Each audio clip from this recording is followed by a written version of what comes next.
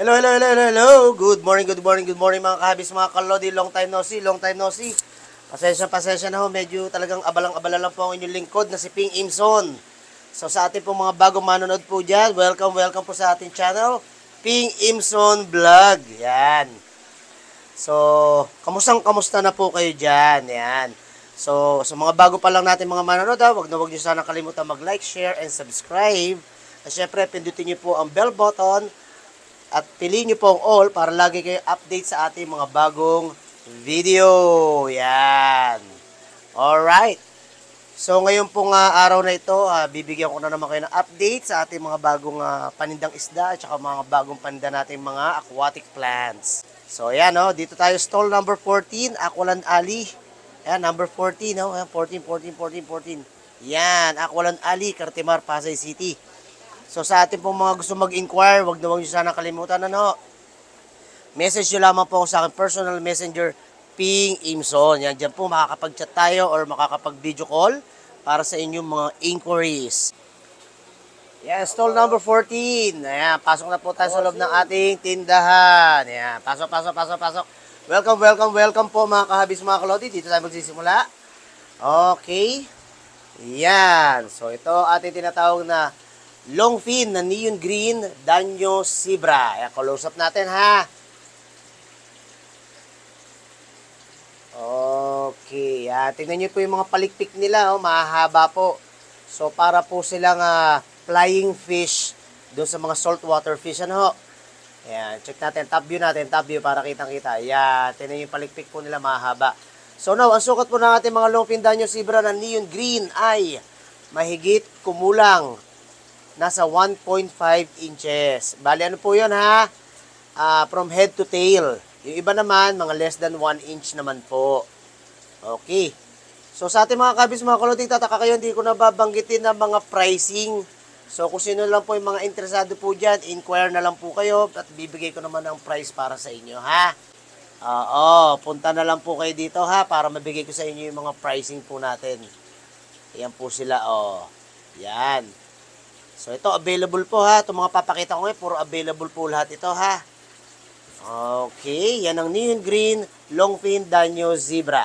So next naman po natin, ito naman po ang tinatawag nating red tiger barb at saka neon green tiger barb. So medyo malalaki na po ang sukat ng mga ating tiger barb na ito. Ano ho sila?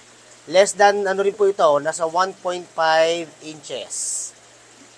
O yung iba naman, nasa at least lang po, more than 1 inch naman po siya, O, yan po yung sukat ng ating mga tiger barb na to. Okay, yan po, available po, So, mga interesado po, PM nyo lang ako sa aking personal messenger, Ping Imson. O yan, mag-message po kayo dito sa ating down below, sa ating comment below. Pwede naman ako makareply din dito, Alright. So, sa mga gusto magpalalamove, pwedeng ako mag-book sa Lalamove or kayo po. Basta doon lang po sa mga designated area na kayang abutin ng ating Lalamove, Wala po tayong shipping. Alright. So, sunod po nating available ay okay. Ito naman po tinatawag na pintail balloon platy. Ayan, pintail. Kaya tinawag na pintail. Kung mapapansin nyo po ang kanilang mga buntot, ayan, matutulis. Kaya pintail ang tawag sa kanila, Okay. Ang sukat naman po ng ating pintail balloon platy naman na ito ay mahigit 1 inch lang po. More than 1 inch ang kanilang sukat. Maliliit lang po sila, ito pa yung katabi niya. Ayan. Yan. Okay? So, yun nga lang. Ang available na lang po ng ating pintail balloon red platina ito ay mga male na lamang, Wala na po tayong mga female. Yan, Alright? So, yan. Available po yan dito sa shop. Okay. Alright. So, itong platy natin na pintail, pwede nyo itong gawin sa community fishes, Tulad, ang kasama po niya, pwede mga danyos, molly, mga guppies, mga bottom cleaner fish na mga koridora, at marami pang iba, Okay. Alright. So, next naman natin. Ito naman po yung mga Danyo Zebra nating kulay pink, yellow, gold. So ito, mas mura po ito kumpara sa mga long fin Danyo Zebra natin, ha. O, yan. Ayan, may purple, may pink, tapos yellow. Tsaka yan, may blue cosmic din na kasama. Okay, layo-layo natin ng konti. Yan.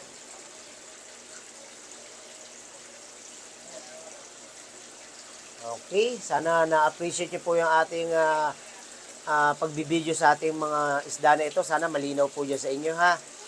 Alright, so ang next naman po nating available ay ito naman po ang tinatawag nating wagtail na red balloon platy. So ang sukat din po nila ay mahigit 1 inch or less than 1 inch. Okay, yung mga size po nila, ganun lang silang kaliliit, ha. So yan, available po yung mga male or female. So sa mga naghahanap po ng ganitong klaseng platy, yan, meron po tayo dito sa stall number 14, Aqualan Alley, Cartimar, Pasay City. Okay, so next natin, ito naman po ang tinatawag natin, Blue Cosmic Long Fin din, ha. Long Fin Danyo Zebra. Tignan natin top view, makita nyo po sila, ha. Mga mahahaba rin po yung kanilang mga palikpik. Yan. Okay. So, sa mga naghahanap po ng Blue Cosmic na long fin, ayan, Danyo Zebra, available po dito sa shop yan. Ayan po, available ngayon, ha? Oh, dumi naman sa salamin, hindi pa nakukuskus. Kitang-kita ang lumot. Okay. Ayan, ayan. Alright. So, ang sukat po ng ating long fin na Blue Cosmic Danyo Zebra po, ano siya? Iba-iba yung sukat niya. Meron siyang more than 1 inch. Meron din po siyang at least mga nasa 1.5 inches. Islang na ko.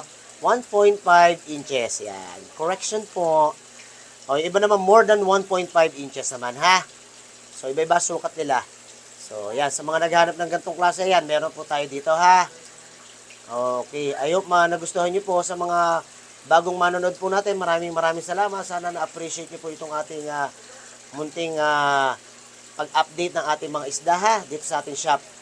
At syempre, sa mga baguhan po, huwag niyo pong kalimutan, mga napadaan lang sa ating channel, huwag niyo po sana kalimutan mag-like, share, and subscribe. At pindutin niyo po ang bell button at piliin niyo po ang all para lagi kayo nak-update sa ating mga bagong video, ha. Okay, ito naman po, mga wagtail pa rin, wagtail platy pa rin, ha. Medyo marami-rami ang wagtail platy natin na balloon red platy.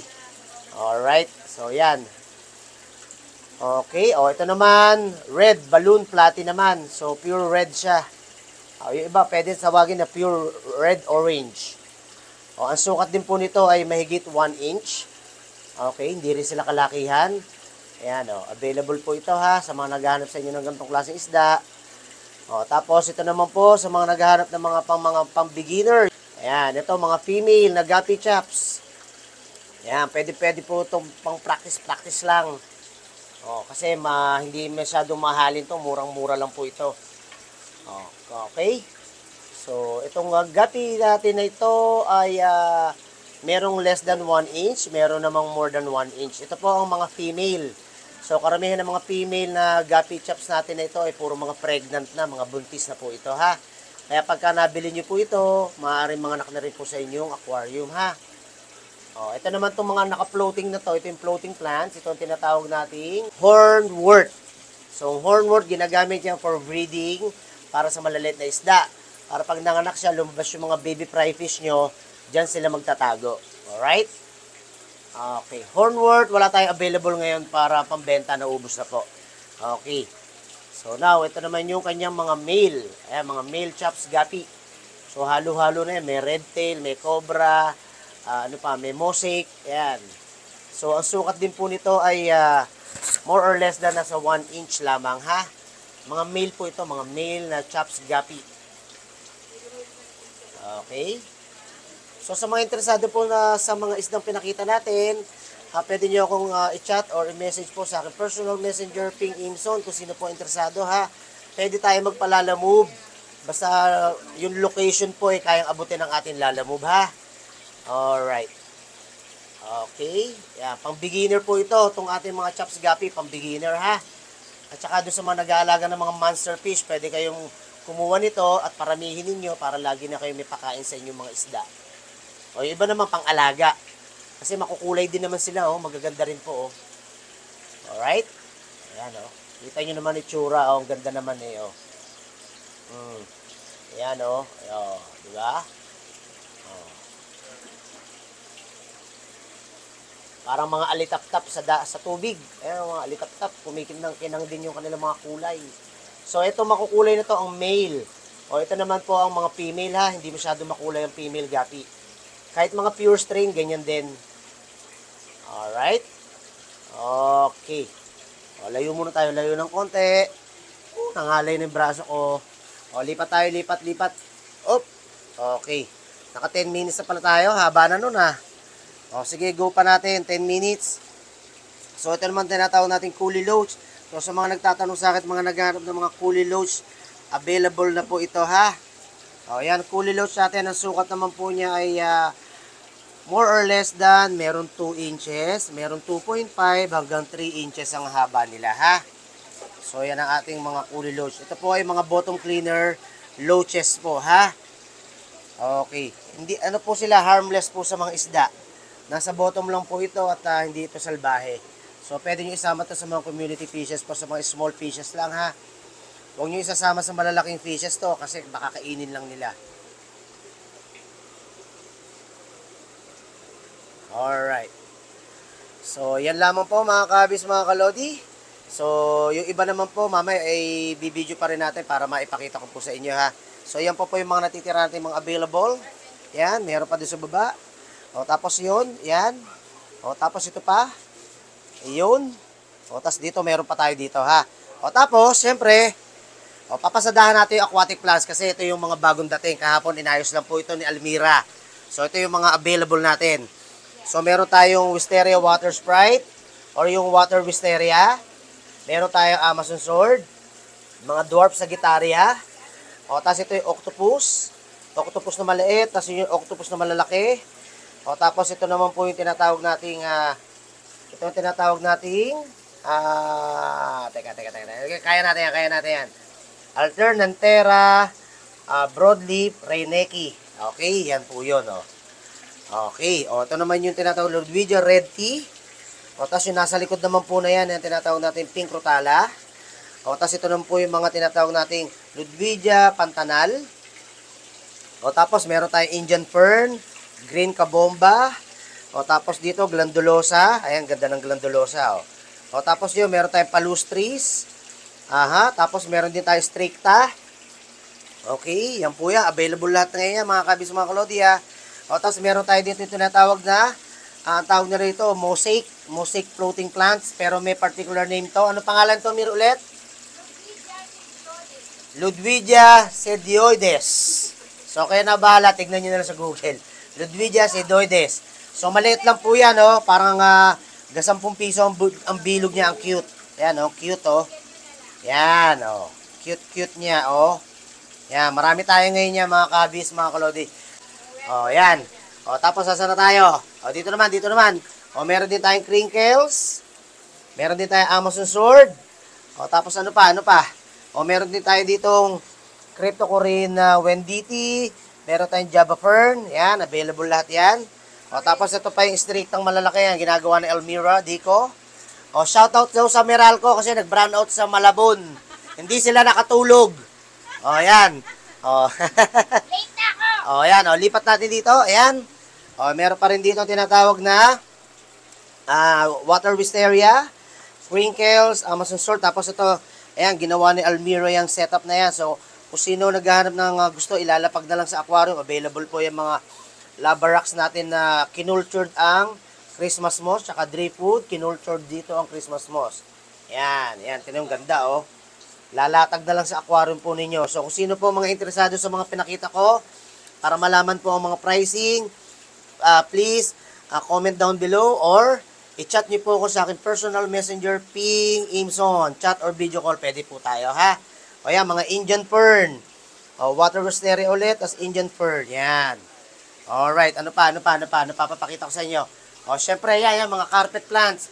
O, meron tayong carpet plants na nakakap na, mga available na, yung mga nagtatanong sa ating mga suki. O, para maka-menus kayo kapag gusto nyo kayo na magpaparami, ha? Ayan, available po yung mga nakakap na yan. O, tapos dito naman, ikot. Itong mga naka-plastic natin, mga Christmas moss yan, per pack ang bentahan natin yan, ha?